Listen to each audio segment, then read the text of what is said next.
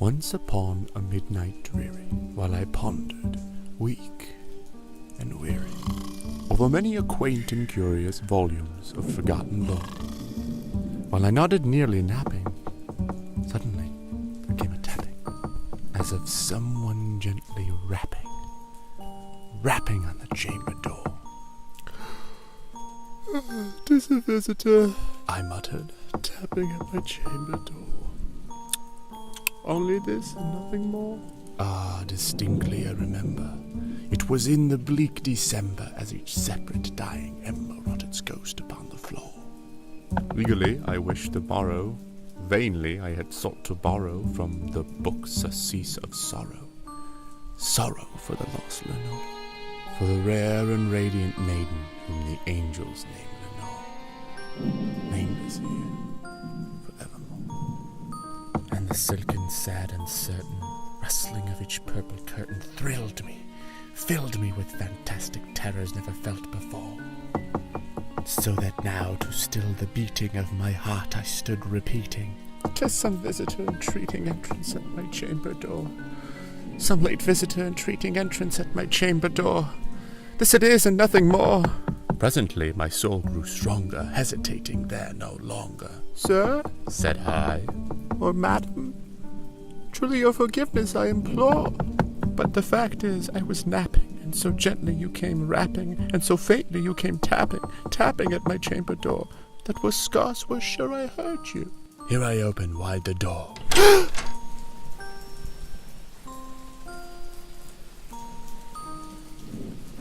Oh, darkness there, and nothing more.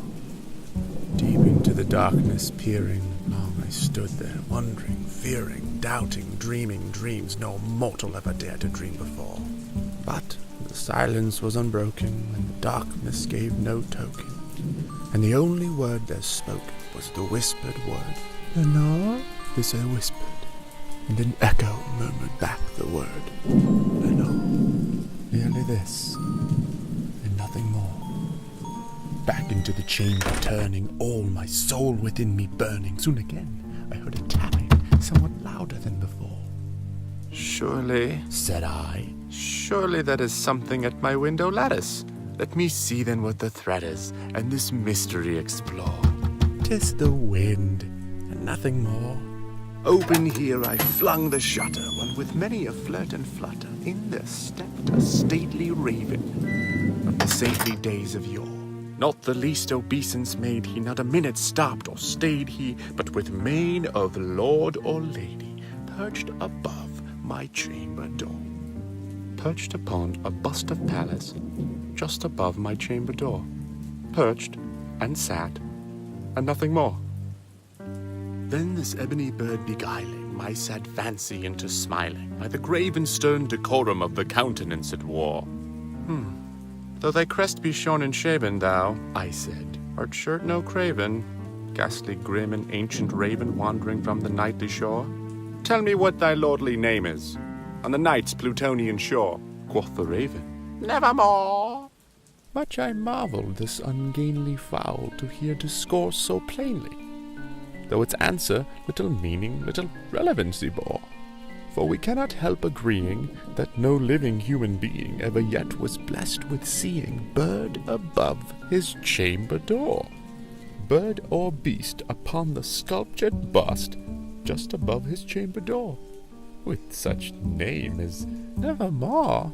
But the raven sitting lonely on the placid bust spoke only that one word, as if his soul in that one word he did outpour. Nothing further than he uttered, not a feather than he fluttered, till I scarcely more than muttered, "Other friends have flown before, on the morrow he will leave me, as my hopes have flown before." Then the bird said, "Nevermore!" Startled by the stillness broken, by replies so aptly spoken. "Doubtless," said I, "what it utters is its only stock and store, caught from some unhappy master, whom unmerciful disaster followed fast and followed faster, till his songs one burden bore, till the dirges of his heart that melancholy burden bore, of never, never more."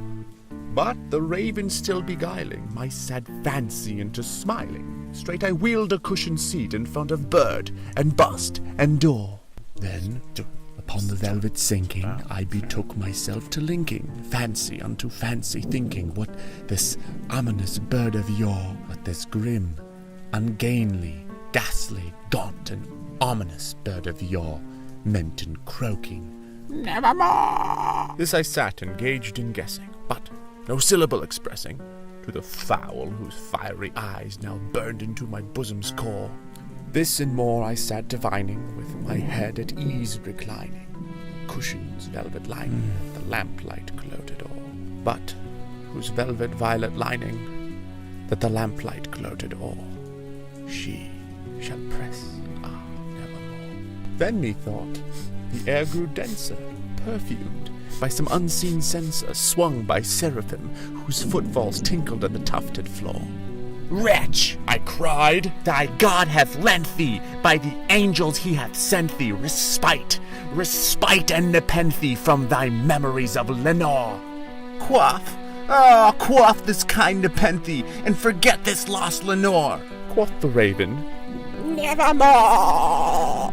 "Prophet," said I, "thing of evil, prophet still if bird or devil, whether tempter sent or whether tempest tossed thee here ashore, desolate, yet all undaunted, on this desert land enchanted, on this home by a horror haunted, tell me truly, I implore, is there balm in Gilly? Tell me, I implore."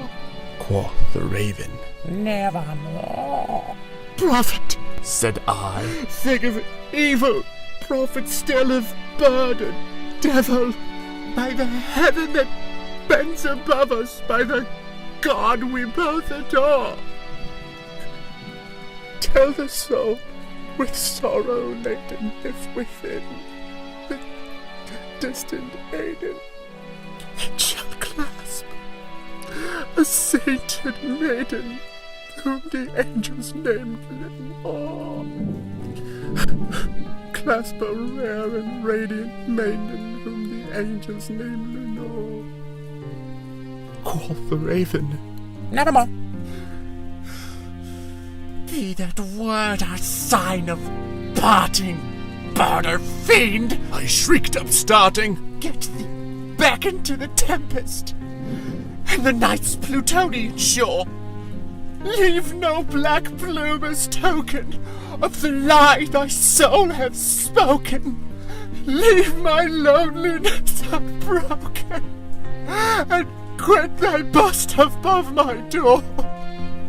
Take thy beak from out my heart, and take thy forth from off my door." Quoth the raven, "Nevermore." The raven never flitting, still is sitting on the pallid bust of Pallas, just above my chamber door, and his eyes have all the gleaming of a demon that is dreaming, and the lamplight o'er him streaming casts his shadow on the floor, and my soul from out that shadow that lies floating on the floor shall be lifted. Never.